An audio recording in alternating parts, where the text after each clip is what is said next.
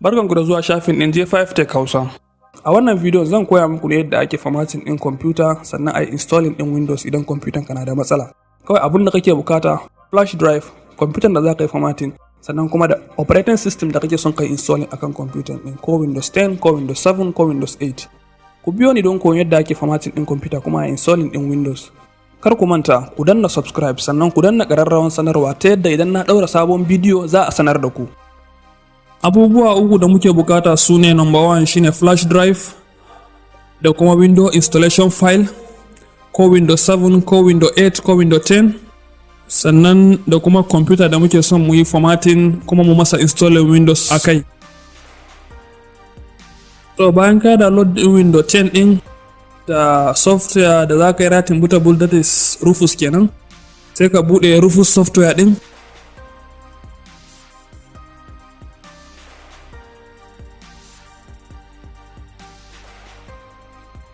Idan ka bude sai budu, sai ka zo jin select din nan ka yi browse, sai ka nemo folder da ka sa window da za ka yi writing din wanda kake son ka yi bootable da shi, that is Windows 10 nawa, sai ka yi selecting. Idan yi ready sai ka sa flash drive ɗinka akan computer da kake son ka sa bootable drive din. Idan ka sa in ya dauka zai nuna maka ready, zai nuna ma sunan flashing a sama.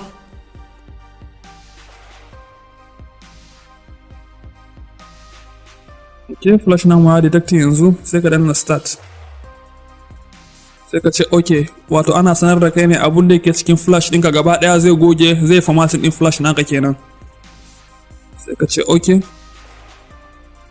Sai ka jira na ɗan 30 minutes haka, ya danganci nauyin operating system inda kake son ka sa ne. Idan Windows 10 ne ko Windows 7 ko Windows 8, kaga Windows 10 zai fi nauyi. In Windows 8 ne kuma it's less, sannan in Windows 7 ne kuma za ga yana wajen 2 gig ne. So sai mu dan jira shi kaɗan, zan yi posting din video din kafin nan bootable din ya gama writing. Idan kun kula writing in bootable flash in ya kare, it's ready.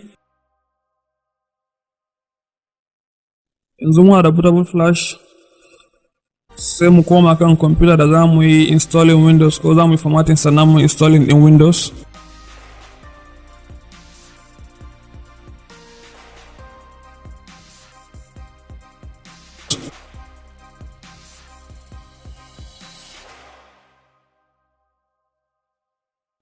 Sai ka kashe computer sannan ka yi slotting din flash drive din akan computer da za ka yi formatting.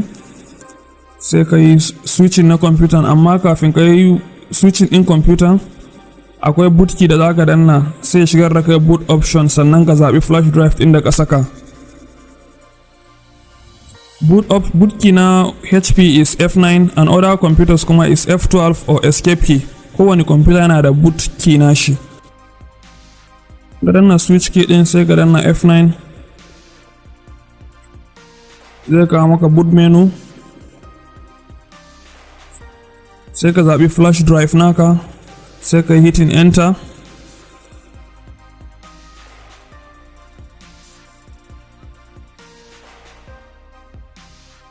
In ka zaɓi flash drive naka sai ka danna enter. Za a ce ma press any key to continue, sai ka danna any key, kowane key kenan. Sai mu jira shi for few seconds kafin nan ya yi picking. Okay, yanzu computer mu ya yi picking.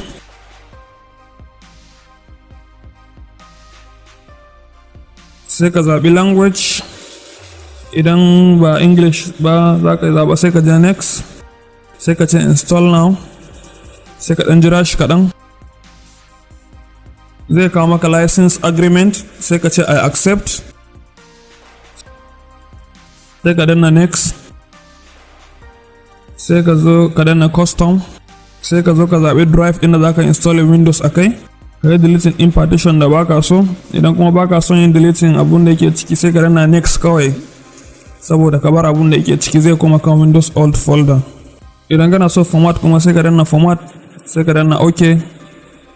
Sai ka zo kan ɗayan partition ɗin ma kai formatting, sai ka danna next, sai ka jira shi zai ɗan ɗauki at least awa ɗaya dai, ya danganci speed ɗin computer ka. Ka jira shi dai, ka tabbatar kuma computer ka yana haɗe da wuta saboda kar ya interrupting, don idan ya interrupting sai ka sake daga farko.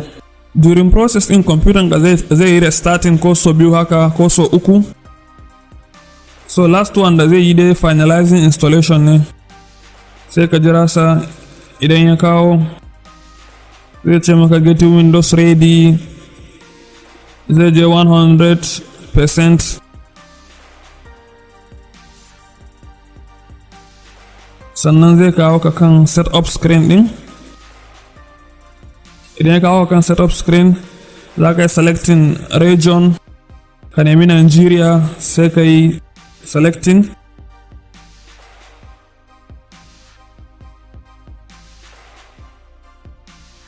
Sai ka yi yes. Sai ka danna keyboard type.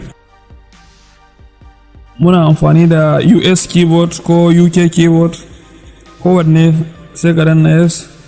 Sai ka danna skip. Idan kana so kuma ka adding keyboard sai ka adding. Za a ce ma kai connecting computer ka to internet, sai ka danna skip idan baka bukata. Nan sai ka ce continue with limited setup. A nan kuma sai ka sa sunan da kake son kwamfutan ka ya amfani da shi, ko sunanka ko sunan kamfaninka. Zan yi amfani da J5 Tech. Sai ka danna next. Idan kana so ka sa password sai ka saka, in baka son password kuma sai ka danna next kawai. A nan ka ce accept, ka bar shi a default. A nan ma ka ce yes. Shikenan sai mu sake jira kwamfutan ya sake yin setting up. In few minutes dai zai yi buɗe je kan desktop background din. Okay, shikenan kwamfutan mu yanzu ta gama formatting, ta yi komai. Abunda kake so yin sai ka installing software da kake bukata, ka saka drivers and other things. Ku ci gaba da bibiya ta website dina wato j5tech.net ko kuma shafina na YouTube J5Tech Hausa domin koyan wasu abubuwan. Ku danna subscribe, ku danna ƙararrawar sanarwa. Nagode.